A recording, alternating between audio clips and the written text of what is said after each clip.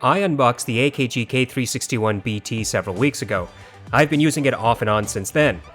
It's time that we talk about the wireless and wired sound quality. Should you buy the AKG K361-BT for its Bluetooth function? First of all, I think it's good that AKG has designed headphones that follow the Harman curve. If you're not familiar with the Harman curve, here's a quick breakdown. The Harman curve is an average of a blind study. People were, and continue to be, polled for their preferred sound signature.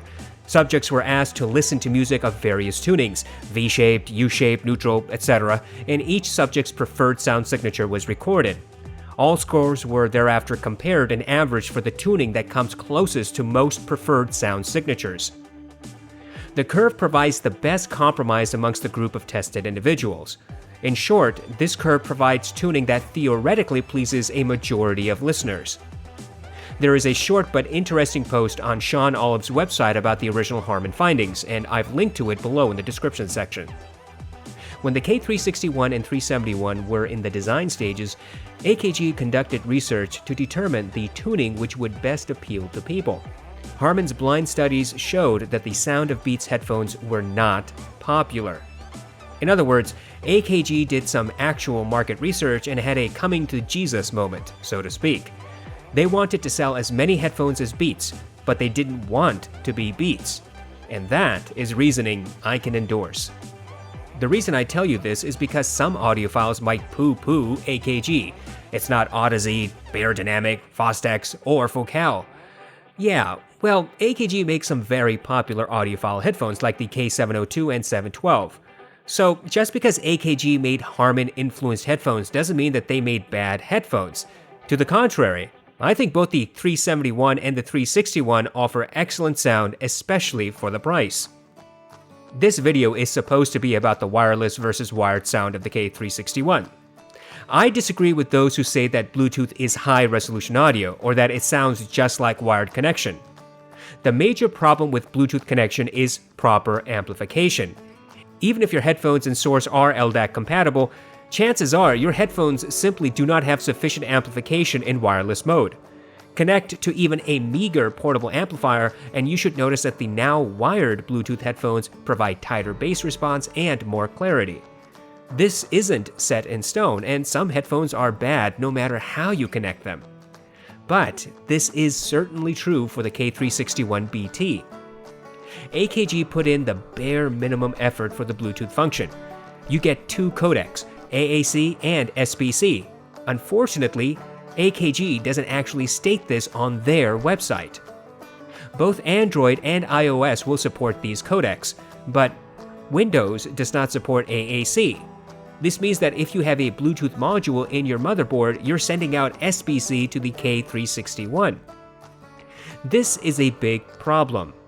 You cannot call yourself an audiophile company and use the lowest common denominator. It makes no sense at all for AKG to limit Bluetooth transmission.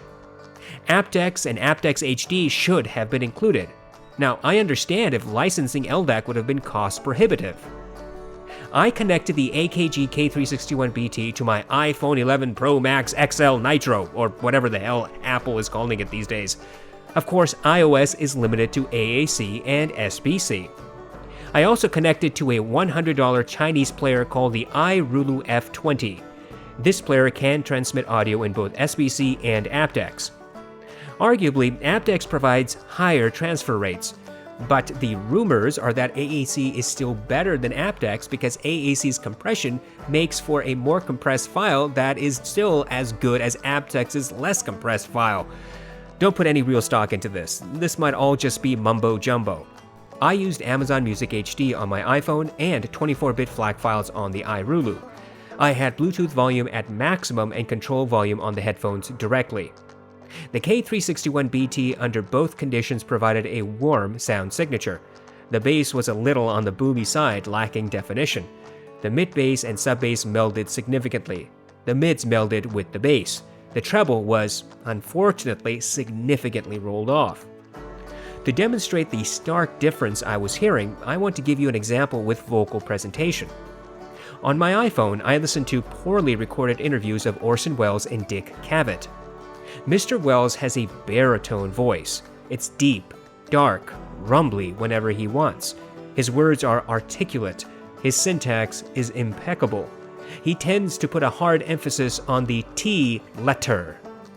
Dick Cavett has a gravelly voice. He has sub-bass presence, but nothing remotely like Mr. Wells. Cavett also tends to turn sibilant. Over AAC Bluetooth, all of these details were lost on the K361. Mr. Wells' bassy voice sounded boomy and without texture.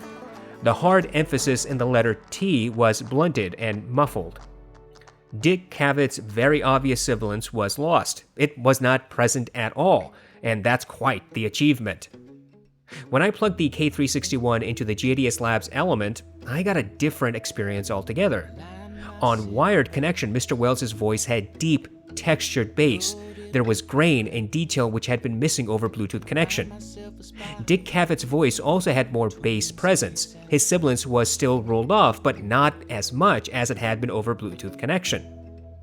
When I played my FLAC music on the iRulu with the K361 connected via Bluetooth, I got a warm sound signature yet again. The bass was boomy and not textured. I simply could not get sparkle from the treble. No matter how loud I listened, it always seemed as if part of the treble frequency was just chopped off. Whether I listened to orchestral pieces, pop, hip-hop, or jazz, it all sounded relatively muffled. When I connected the K361 with its chord to the iRulu, I got more clarity overall and better treble presentation.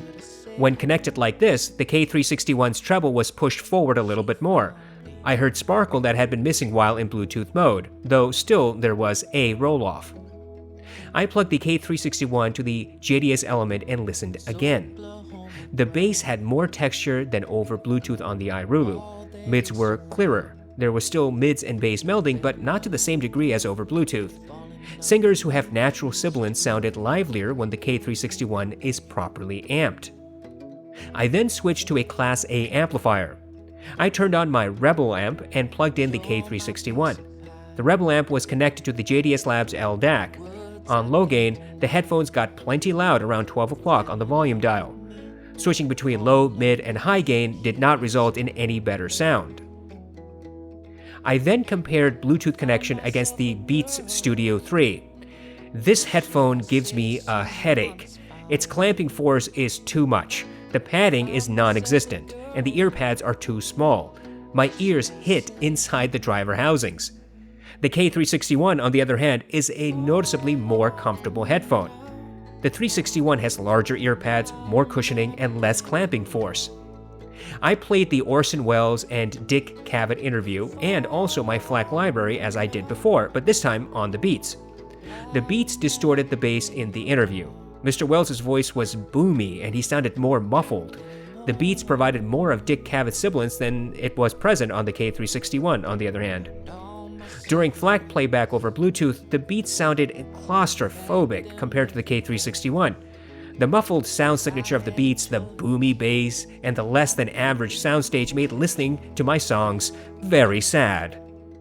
When I switched to the K361, well, let's say I could not have been happier to listen to low-quality SBC. I don't need to spend time talking about Beats versus AKG.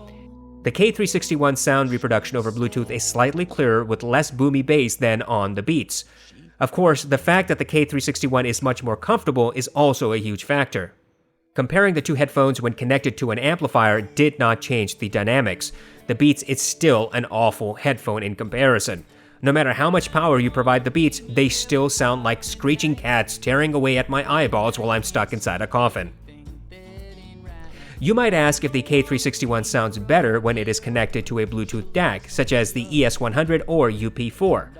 Well, yes, those devices do provide more power, the UP4 providing noticeably more than the ES100. The sound is clearer and bass more controlled than just using the built-in amplifier on the K361. But that defeats the purpose of buying a pair of Bluetooth headphones. Why would you buy Bluetooth headphones to plug them into a Bluetooth DAC? I mean, if you already have the ES100 or UP4, then sure. But why can't you just plug the headphones into your source at that point? You already have full-size headphones on your head connected with the cord to another device in your pocket. So just connect the headphones to your phone or DAP. It makes life a lot simpler. Here's the thing. I want to applaud AKG for sticking with the Harman curve. I agree it will very likely please a lot of people.